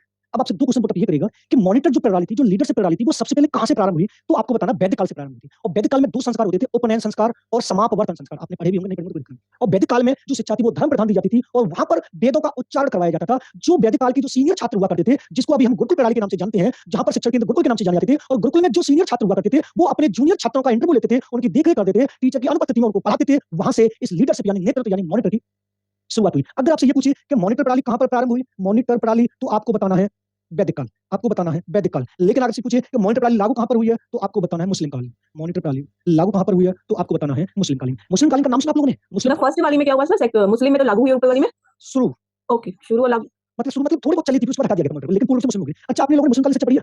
नो सर, नाम याद सुना है। अच्छा नाम मक्तब मदरसा नहीं सुने? No sir, Yes, sir. मक्तब मदरसा भी नहीं सुने? सुनिए सर। सुना है सर, सुना है सर, सुना है। हमारी दादी कहती थी मदरसा। हाँ दादी कहती थी। जी सर। कभी कभी तो आप ऐसे बोलते हैं ना, हार्ट अटैक आने के चांस रहते हैं, सुनिए नहीं। प्रेजेंट में आप लोगों ने वो नाम नहीं सुना जो एक बोलते हैं ना पॉपुलर नाम है, आपने उनका नाम नहीं सुना? मोहम्मद साहब का। सुना है सर। मोहम्मद साहब की परिभाषा याद है? एक बालक को सोना दान में देने के वजह से कहते हैं सर्वश्रेष्ठ दान है। क्या सर? एक बालक को अगर हम दान दे रहे हैं तो गोल्ड यानी सोना दान में नहीं दें, उसे पढ़ा दें, शिक्षा दान में दें, वो सबसे सर्वश्रेष्ठ दान माना गया। मोहम्मद साहब ने कहा है। सबसे ज्यादा मतलब मुसलमान ही नहीं पढ़ते सर। हाँ वो तो ठीक है। तो Yes, sir. अगर आपसे ये पूछे शिक्षा की शुरुआत, तो इस समय विकास बता दिया आपको, ऐतिहासिक काल, आधुनिक काल, वैदिक काल, बौद्ध काल, मुस्लिम काल, ब्रिटिश काल, स्वतंत्र काल। अब यहाँ से वो मॉनिटर जो मैं आपको पढ़ाने जा रहा हूँ, नेतृत्व लीडरशिप जो पढ़ाने जा रहा हूँ, वो प्राचीन काल में इसको मॉनिटर बोलते थे। अभी वर्तमान में जो देखा जाए तो शिक्षक को लीडरशिप के रूप में परिभाषित कर दिया उन्होंने, शिक्षक को लीडरशिप के रूप में परिभाषित कर दिया, लेकिन प्राचीन काल में इसको मॉनिटर के रूप में जाना जाता था। और अगर ये पूछे मॉनिटर प्रणाली की शुरुआत कब हुई है, तो आपको वैदिक काल यानी प्राचीन काल बताना है, और मॉनिटर प्रणाली को लागू कब किया गया तो आपको मुस्लिम काल में बताना है। क्लियर है? Yes sir. अब चलते हैं आगे। अब यहाँ पर देखो नोट डाल के आपको ये स्लाइड बैक कर दीजिए प्लीज। चलेंगे? Yes sir. देखो, नोट डाल के ये करना है, शिक्षक को नेतृत्व के रूप में पढ़ना। अब थोड़ा समझ लेंगे। देखो, नेतृत्व क्या होता है? अब थोड़ा इसको आप यहाँ पर समझ लेते हैं। इसको लीडरशिप बोला गया। इसकी उत्पत्ति लैटिन भाषा के लीडर से बनी है, जिसका अर्थ है निर्देश देना। अब इसको अगर वर्तमान में देखा जाए, तो वर्तमान में यह प्रशासन से जोड़ दिया गया है। प्रशासन से संबंधित है, जिसका अर्थ हमें बताना है, जो एक व्यक्ति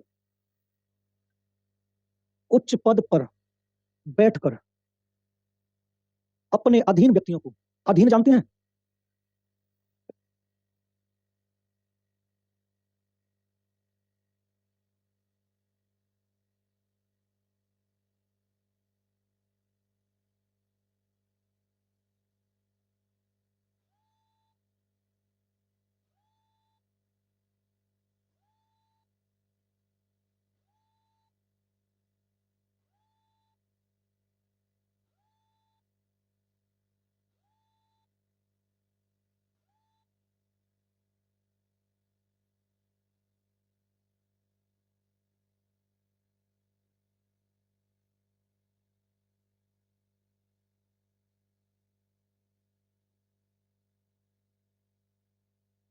उनके अंडर काम हाँ, करने अंडर अधीन व्यक्तियों को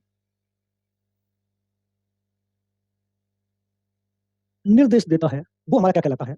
नेतृत्व कहलाता है। यानी जब एक व्यक्ति अपने अंडर के जितने भी व्यक्ति हैं, उनको किसी उद्देश्य की प्राप्ति के लिए, दूसरों से संबंध स्थापित करने के लिए जो भी निर्देश देता है, जिसके द्वारा शैक्षिक उद्देश्यों की प्राप्ति की जाए, वर्तमान में वह नेतृत्व कहलाता है। अब मैंने आपको शुरू से जब क्लास स्टार्ट की तो मैंने आपको ये वाली बात बताई थी कि जब भी नेतृत्व का क्वेश्चन आए कि एक अच्छे नेतृत्व की क्वालिटी कौन-कौन सी है, तो आप अपने दिमाग में ये बात रख लें कि फिलहाल मैं लीडरशिप मैं कर रहा हूं और इनमें से मुझ में कौन-कौन से गुण होने चाहिए, तब जाकर आप उस ऑप्शन को लगाएं, आपका क्वेश्चन बिल्कुल गलत नहीं होगा। ईमानदारी पर नेतृत्व समझाइए। जी?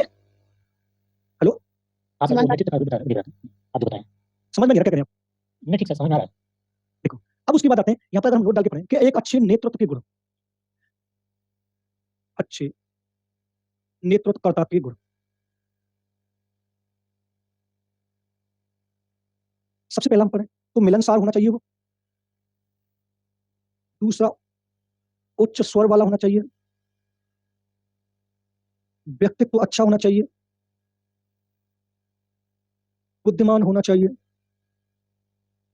संप्रेषण की क्षमता होनी चाहिए। व्यवसाय में रुचि होनी चाहिए। शिक्षण में रुचि होनी चाहिए।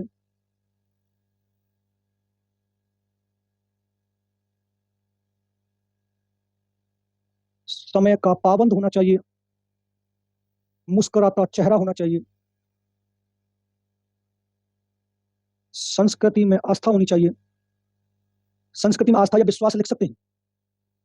समाज से संबंध स्थापित करने वाला। उत्तम स्वास्थ्य होना चाहिए। अब इनमें से कौन सा ऐसा पॉइंट है जो आपको समझ में नहीं आ रहा, उसको पूछिए। सर ये संप्रेषण की क्षमता, अभी बता रहा हूं। सहयोग की भावना होनी चाहिए। और एक और लिख लेंगे, सृजनशील होना चाहिए। ईमानदार होना देखो, संप्रेषण की क्षमता ये होनी चाहिए कि वो अच्छे से अपने विचारों लास्ट को पॉइंट बताना आपने क्या राइट किया है क्रिएटिव क्रिएटिव सृजनशील, यानी संप्रेषण की क्षमता का मतलब ये है कि उसमें विचारों का आदान प्रदान करने की क्षमता अच्छे से होनी चाहिए। अगर मैं अपने विचारों को प्रकट कर रहा हूं तो सामने वाला व्यक्ति जो विचारों को सुन रहा है वो उनको अच्छे से समझ सके, तब आप में एक अच्छे नेतृत्व कर मतलब पाएंगे। संचार कौशल, कम्युनिकेशन स्किल अच्छी होनी चाहिए। जी बिल्कुल। और पूछे? सर इतना तो याद हो नहीं पाएगा तो फिर देखो, मैं फिर भी बता रहा हूं आप लोगों को, आपको याद नहीं, समझने की जरूरत है कि अगर मान लीजिए आपको किसी भी विद्यालय, किसी भी समाज की बागडोर आपके हाथों में है, तो उस समाज को आगे ले जाने के लिए आपके अंदर कौन-कौन सी क्वालिटी होनी चाहिए, ऑटोमेटिक आपको याद आ जाएगी। भाई अगर वो समाज आपको विद्यालय प्रिंसिपल बना दिया, विद्यालय स्कूल चला 9 बजे से, आप 9:30 बजे जाएंगे, पौने 9 बजे? 8:45 पे जाएंगे, नहीं जाएंगे? जी सर। समय का पाबंद वैसे। अब आप जब आप स्कूल में जाएंगे तो एक मतलब अपने आप को ऐसे लेके जाएंगे, बिल्कुल एकदम नीरसता में, या हंसना चेहरे पे एकदम स्माइल होगी, मुस्कुराता चेहरा।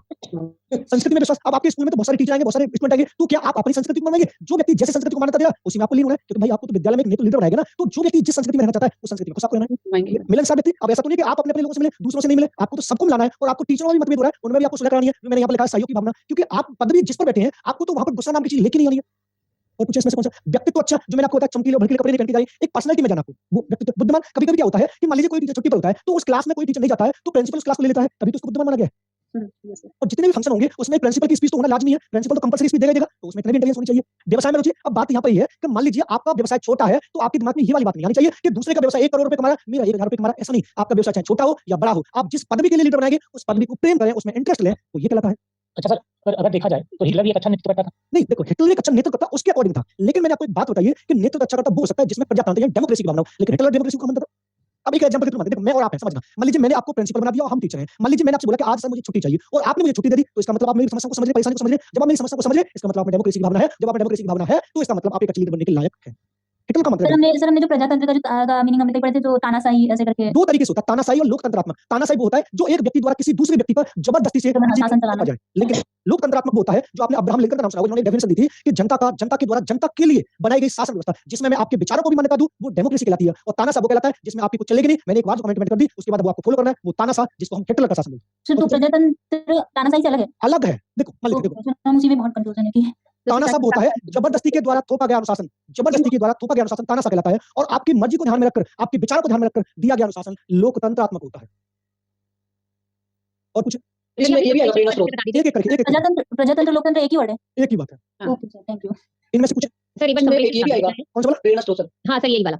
अभी उन्होंने एक क्वेश्चन बताया, एक शब्द बोला था प्रेरणा स्रोत सर। जी सर मैं लिख रहा हूँ, प्रेरणा इस पर लिख रहा हूँ, यानी आपको मोटिवेट करने वाला होना चाहिए। अगर कहीं पर एक प्रिंसिपल है और उसका कोई टीचर कहीं पर डगमगा रहा है, आत्मविश्वास की कमी आ रही है, अगर कहीं पर वो गलती कर भी रहा है तब भी उसे मोटिवेट करने वाला होना चाहिए, ना कि ये कहने वाला होना चाहिए कि तुमसे नहीं होगा। कोई बात नहीं, हो जाता है, आगे और बढ़िए, फिर दोबारा से कोशिश करिए। वो किस में होता है? प्रेरणा से। देखो संप्रेषण से मतलब जब मैं अपने विचार प्रकट करूं तो सामने वाले को समझ में आना चाहिए। जो मैंने यहाँ पे ये भी लिखा है उच्च स्वर वाला एक क्लियर स्पीच भी होनी चाहिए। मैं बोल कुछ और रहा हूं, निकल कुछ और रहा, सामने वाले को समझ में नहीं आ रहा तो कम्युनिकेशन कैसे होगा? देखो एक अच्छा वक्ता होने के लिए एक अच्छा श्रोता होना कंपलसरी है। जब मैं आपको कम्युनिकेशन वाला पार्ट आपको पढ़ाऊंगा, एचपीएससी वालों को कम्युनिकेशन आपने देखा है तो मैं जो उसकी प्रक्रिया पढ़ाऊंगा तो एक अच्छा वक्ता मींस जो मैं बोल रहा हूं उसको होने से पहले मुझे पहले दूसरों की बातों को सुनना ढंग से आना चाहिए, तब जाके आप एक अच्छे संप्रेषणकर्ता बन सकते हैं। एक वक्ता होने से पहले एक अच्छा श्रोता होना चाहिए। और श्रोता दो प्रकार के होते हैं, आप लोग जानते हैं श्रोता दो प्रकार के होते हैं, एक होता है निष्क्रिय और एक होता है सक्रिय। सक्रिय श्रोता वो होते हैं जो मैंने आपको यहाँ पर बताया उसे शाम को जाकर अपने व्यवहार में डालें, और निष्क्रिय श्रोता वो होते हैं जहां का पढ़ा वो वहीं पर छोड़ के चले जाते हैं, जिसको एक और नाम से जाना था श्रोता।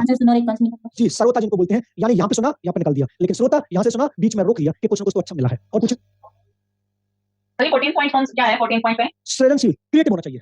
अगर मैं अपने स्कूल को आगे ले जाना चाह रहा हूं तो मुझे अपने स्कूल में नई क्रिएटिविटी लेके आनी चाहिए कि मेरे स्कूल में बच्चे ज्यादा से ज्यादा एडिशन कैसे लें, वीकली टेस्ट कराऊं, वीकली फंक्शन कराऊं, अच्छे गेस्ट लेक्चर रखूं, अच्छे सेमिनार करवाऊं जिससे बच्चों को अच्छे अनुभवों से परिचित करा सकूं। अच्छा एक और पॉइंट लिख के देखिए यहाँ पर, नेतृत्व तो आत्मविश्वास लिख, आत्मविश्वास होना चाहिए, कॉन्फिडेंस होना चाहिए उसमें। कॉन्फिडेंस रहेगा तभी तो लीडरशिप कर पाएगा नहीं सर। तो सर कृतज्ञता भी होनी चाहिए, स्वजागरूकता भी होनी चाहिए। कौन से? कृतज्ञ भी होना चाहिए नेता को।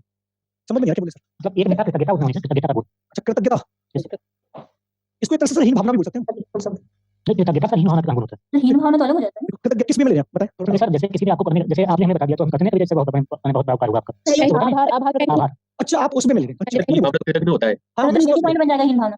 हीन नहीं भावना नहीं सर, एक अच्छे नेता में कृतज्ञता की भावना होनी चाहिए। देखो मैंने क्या बोला, मैंने आपसे तुरंत आपसे ये पूछा है कि आप किस में बोलना चाह रहे हैं, मैंने तुरंत नेगेटिव लिख दिया। हीन भावना को मैं घृणा में ले सकता हूं।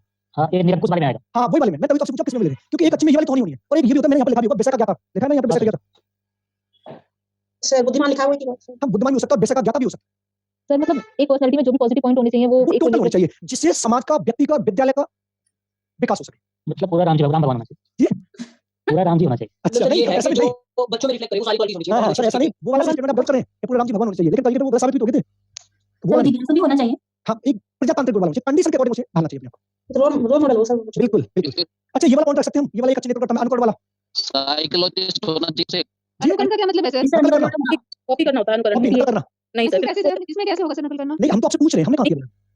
नहीं होना चाहिए। ऐसा तो नहीं होना चाहिए सर। हाँ बिल्कुल नहीं होगा। अच्छा आपको विषय केंद्रित बनाने वाला होना चाहिए, नो सर नो सर। वो रिटर्न टू बोलने करता का है। अवसर न देने वाला होना चाहिए। No sir no sir. हाँ सर। अच्छा मैं एक बात ये करता हूं, मान लीजिए मैं आपकी लीडरशिप कर रहा हूं, मैं आपको जगह जगह पे बच्चों से और व्यक्तियों से बात करवाने ले जा रहा हूं, तो मैं अच्छा लीडरशिप हूं। सर वो तो किस Yes, टाइप के लोगों से बात करवा रहे हो मैं उसमें मान लीजिए पूरे जो विभिन्न प्रकार के लोग हैं, आदिवासी जनजाति में उच्च वर्ग के, निम्न वर्ग के, सब ये लोगों सर से सीखने में Yes, sir. सीखने में बात- जिसको हम बोलते हैं मल्टी लैंग्वेज। Yes, sir, बहुभाषी। आपको किस कंडीशन में कैसा व्यवहार प्रकट करना है वो आपको सोचने समझने का मौका तो मिलेगा, उसको हम Yes, बोलते हैं। अच्छा मैं आपसे ये बात बोलूं कि मान लीजिए आज हम दिल्ली में पढ़ रहे हैं और उसके बाद हम राजस्थान चले हैं और मैं आपसे कहूं कि राजस्थान की संस्कृति में 4 दिन जिएंगे, यस और नो? No sir. हाँ, सर। वो क्यों? Yes, sir. मैं आपको विभिन्न संस्कृति, मैंने आपको पहले बता रहा हूं, एक अच्छा नेतृत्व करता विभिन्न संस्कृति और विभिन्न समाज को मान्यता देने वाला होना चाहिए। मैं आपको फिर भी समझ रहा हूं, किसी का तिरस्कार नहीं करेगा वो किसी भी संस्कृति का। विभिन्न समाज इन दोनों को मानने वाला होना चाहिए, तभी तो एक अच्छे लीडर बन पाएंगे।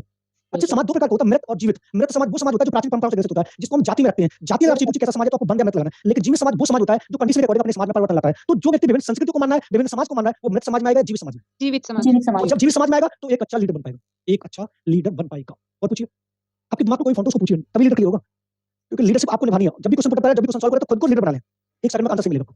आपके दिमाग में कोई ऐसा पॉइंट हो कि सर मेरे हिसाब से ये लीडरशिप में होनी चाहिए, हाँ और नो, उसको बताया, पॉइंट मैं आगे चलता हूं। इसको आगे करते यस सर। तो वही तो जिज्ञासु प्रवृत्ति क्या होना चाहिए? हैं। अरे ये तो सबसे ज्यादा है। ये तो सृजनशीलता में आ गया ना सर। लेकिन सृजनशीलता में आएगा तो सृजनशील क्रिएटिव नेतृत्व नहीं हो सकता, लीडर नहीं हो सकता नेतृत्व। मैं अगर एक अच्छा बनना चाहता हूं तो मुझे सीखने के लिए उत्सुक रहना पड़ेगा, जिज्ञासु रहना पड़ेगा, नए-नए बस्ते, नए-नए जो वस्तुएं, नई चीजें, नए विचार सीखूंगा तो मैं अपने टीचर को बताऊंगा, टीचर आपको बताएंगे तो आप क्रिएटिव होंगे, फिर जब आप समाज में जाएंगे तो आप समाज में अपने से छोटे बच्चों को बताएंगे, तब एक अच्छे लीडर की बात चलेगी। ये तो बहुत है, जिज्ञासु तो हर कंडीशन में होना चाहिए। और जब भी आपको पेडागोजी में ये वाला शब्द मिले तो किस वे में लगाना है? पॉजिटिव वे में लगाना है। पॉजिटिव। क्योंकि एक छात्र का, एक टीचर का, एक प्रिंसिपल का, एक लीडर का एक जिज्ञासु होना कंपलसरी है। और कुछ? सर इसको फॉलो करने वाला होना चाहिए सर, टाइम पे हर काम टाइम पे होना चाहिए। हाँ सर, समय का पाबंद भी लगाया था मैंने, समय का पाबंद, पंक्चुअलिटी। ये बच्चे ऑब्जर्व करेंगे सर तभी चल पाएंगे, नहीं तो कुछ नहीं देखो डिसिप्लिन अब सुने, अब एक बात सुने सर, इसका भी बहुत अच्छा उदाहरण है। मान लीजिए मैं आप लोगों से कहूंगा कल 9:20 पे क्लास स्टार्ट होगी और मैं आ रहा हूं 9:25 पे, तो क्या आप मेरे बारे में अच्छी धारणा रखेंगे? नहीं। No. अगर 9:20 पे क्लास स्टार्ट हुई है तो मुझे क्लास में 9:18 पर उपस्थित होना पड़ेगा, तब जाके इस पे क्लास स्टार्ट होगी, तो बच्चे सम्मान भी करेंगे, एक अच्छा लीडर भी बनेंगे। नहीं सर, आपको 9:18 क्या 9:15 पे आ जाते हैं सर। अच्छा, और सब्जेक्ट में पकड़ होनी चाहिए, जिस सब्जेक्ट को पढ़ा रहे हैं आप, विषय का ज्ञाता, कंसेप्ट क्लियर होना चाहिए। विषय का ज्ञाता। लेकिन अच्छा एक बात यहाँ पर समझते, थोड़ा समझना, आपको लीडर्स में काम भी आएगी। मान लीजिए हम विषय के ज्ञाता को नहीं ले रहे हैं, समझना बहुत अच्छी है। एक आप जानते हैं ज्ञान, मान लेते हैं विषय का ज्ञान, समझना। एक होगा विषय का ज्ञान और एक होगा विषय का अनुभव। इन दोनों में सबसे बेटर कौन सा है? सर अनुभव विषय का ज्ञान। विषय का ज्ञान होगा। अनुभव होगा। अनुभव होगा सर। हाँ, क्योंकि कहा जाता है ना कि सर, अगर हमने अनुभव है, विषय तो का विषय का ज्ञान नहीं चाहिए ये तो वाला अनुभव। जो शब्द है कभी-कभी हमें इस तरफ भी ले जा सकता है, रटने पर। आप लोगों में से कितने लोगों ने माइक्रो टीचिंग की होगी या की है, मुझे ये नहीं है। लेकिन कभी-कभी क्या देखो, सबने की होगी, तो मान लेते हैं जब पहली बार आपको ब्लैक बोर्ड पे जब क्लास में पढ़ाने के लिए भेजा गया होगा तो अंदर से बहुत डर लगा होगा। आपको पूरा लेसन प्लान तैयार होगा, पूरा प्रिपेयर है, लेकिन वहां पर पढ़ाने से आपको डर लग रहा है। जब आप वहां पर पढ़ाने गए तो सब कुछ भूल गए। आपसे कुछ अपने बारे में बताइए तो अपना नाम बता कुछ और है, निकल कुछ और है, होठ कपक पा रहे, पूरा गला सूख गया और डर लगा है। लेकिन ज्ञान तो पूरा है, लेकिन क्या नहीं हम में? अनुभव। एक्सपीरियंस कौन सा माना जाएगा? अनुभव। और कुछ? अच्छा एक बात होनी चाहिए, जो मैं आपको लीडर की बात कर रहा हूँ, समझ रहा सर, मैंने ये भी होना चाहिए हास्यपद होना चाहिए। ऐसे नहीं करना चाहिए। होना चाहिए। Yes sir. अच्छा सर, कुल कह सकते हैं कि एक अच्छा लीडर वही होगा जो अपने सारे सिद्धांतों को बड़ा ही दृढ़ता के साथ मैंने लागू करवाता हो। जी सर, लेकिन देखो आपने बहुत अच्छी बात की, लागू करवा सकता है, लेकिन वहां पर लागू करवाने के लिए उसे ये वाला शब्द ध्यान में रखना है सर, प्रजातंत्र। डेमोक्रेसी। अगर किसी कंडीशन में किसी स्टूडेंट को कोई जरूरत पड़ रही है और उसको लागू नहीं कर पा रहा है तो उसे जबरदस्ती ना करे। लचीला होना चाहिए सर। डेमोक्रेसी लचीला, कोई बात नहीं, तुम बैठो और बाकी सारे कार्य कर लेना, क्योंकि आपने गांव में कहावत सुनी होगी ना कि सेना में सभी लोग। सर लचीला होना चाहिए। जी अरे ये डेमोक्रेसी नहीं सर ऑप्शन गलत कर दिया केवीएस ने। कैसे? ऑप्शन बताएं फिर मैं बताऊंगा। केवीएस का क्वेश्चन है, एक शैक्षिक संस्थान का अच्छा मुखिया वह है जो ऑप्शन ए समझता है कि अच्छा शैक्षिक प्रशासन क्या है हाँ। और पूरी दृढ़ता से इसके सिद्धांतों को लागू करता है। और ऑप्शन बी है अनुशासन के प्रति व्यक्तिगत रूप से सावधान रहता है हाँ। और कदाचार अथवा दुर्व्यवहार के साथ समझौता नहीं करता। और ऑप्शन सी है अपने दृष्टिकोण में लचीला होता है तथा सहयोगात्मक ढंग से मानव संवेदना सहित कार्य करता है। हाँ, ऑप्शन डी है कर्मचारियों और छात्रों को स्वच्छंदता प्रदान करता है और उनके मामलों में कम से कम हस्तक्षेप करता है। अच्छा अब इसका पहला अटेंशन मानूंगा।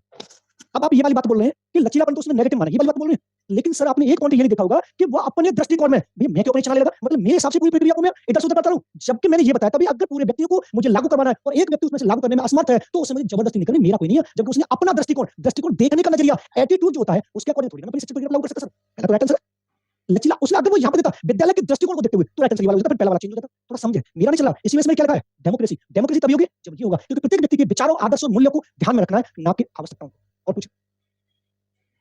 तो इसका राइट आंसर क्या होगा? प्रशासन। पहला वाला कौन सा था? पहला वाला क्या बोला था आपने? समझता है कि शैक्षिक प्रशासन क्या है और पूरी दृढ़ता से इसके सिद्धांतों को लागू करता है। अच्छा एक बात होता है सर, एक क्वेश्चन और समझ लेते हैं। अभी मान लेते हैं ये एक टीचर है, Yes. अब मान लेते हैं एक ऑप्शन ये आता है कि दृढ़ता और दूसरा ऑप्शन आता है स्नेह व प्यार, जिसको हम सहानुभूति नहीं बोलते, सहानुभूति को रिलेट में लेते हैं। और उसको प्राइमरी टीचर की बात तो ये समझना, और उसके बाद दोनों लगा सकते हैं और एक को लगा सकते हैं। यहाँ पर कर लेते हैं सभी कर लेते हैं, तो यहाँ पर मैं लिख दी विषय का ज्ञाता। Sir option C. बिल्कुल लगता है यस सर। दृढ़ता क्यों नहीं लगाएंगे यहाँ पर? अरे सर प्राइमरी की बात कर रहे हैं। प्राइमरी टीचर है, हाँ, कभी बच्चों पर जोर नहीं लगा सकते। बिल्कुल एक प्यार से उसे समझाने वाला चाहिए। कभी-कभी सर, वाला लेकिन आपने इसके पहले कुछ समझाने के लिए लिखा लचीला और डरता, तो हमने दोनों बोले थे तो अरे वो एक अनुशासन की लीडर की बात हो रही थी और मैंने यहाँ पर क्या लिख दिया? क्वेश्चन बताया सर, लगभग उसी के जैसा ही था ना कौन सा वाला? सर? अभी जो ये क्वेश्चन बनाए लचीला डरता, देखो यहाँ पर प्राइमरी लेवल की बात होती हाँ, क्वेश्चन के ये according बाहर के क्वेश्चन ये था ना कि शैक्षिक संस्थान का एक अच्छा नेतृत्व करता कौन होगा, मुखिया का नेतृत्व है। ओके हाँ लीडर उसे बोलते हैं। और कोई क्वेश्चन तो और पूछे सर, थोड़ा और भी थोड़ा डिस्कस करने का मौका मिलेगा। मैं सबसे बात करूंगा। क्लासेस लगेंगी, आज लास्ट क्लास है। नहीं लीडर से खत्म कर दी मैंने, जब भी तो पूछा एक लैब सेशन की बात करूंगा मैं सबसे लैब सेशन जो हम लोग का पास हो गया। लीडर से बात ये खत्म करो। हाँ जी सर। अरे सर कैसे काम चलेगा ये? सर आप लैब सेशन में जो भी क्वेरी उनको पूछ लीजिएगा, कोई टॉपिक को आप मुझसे पूछ लीजिएगा सर, आपने ये वाला पढ़ा okay sir. Chat PD scaffolding वाला टॉपिक करा देते हैं अभी अब इस वाले में देरी का कैसे करूंगा? आप शायद मैं करा दूं सर सर। बहुस्थलीय टीचर कौन सा होता है? कौन सा? बहुस्थलीय बहु स्थलीय सक्रिय स्थलीय सर स्थलीय बहुत स्थलीय सब स्थान बहुत स्थलीय। अच्छा अलग अलग जगह पर रहने वाला। ये वाला बहुस्थलीय यस सर सर, ये वो होता है एक तरह से ये समझ लीजिए कि मुझे आप कहीं पर भी भेज दें मैं उसी एड्रेस उसी वातावरण में रह जाऊंगा, मुझे किसी स्थल से कोई प्रॉब्लम नहीं है। हाँ चलिए मैं आपको सर ऑप्शन दूसरा दिया था, बोल दीजिए ऑप्शन बी। समझ में नहीं आ रहा क्या बोले सर? सर केवीएस का प्रीवियस क्वेश्चन पूछ रहे हैं वो, तो उसमें ऑप्शन दूसरा दिया। ये कोई क्वेश्चन है उनका ऑप्शन पूछ रहे हैं कि क्या ऑप्शन दे क्वेश्चन बताया कौन सा है? मैं समझा बहुस्थलीय पूछे, क्वेश्चन बताया।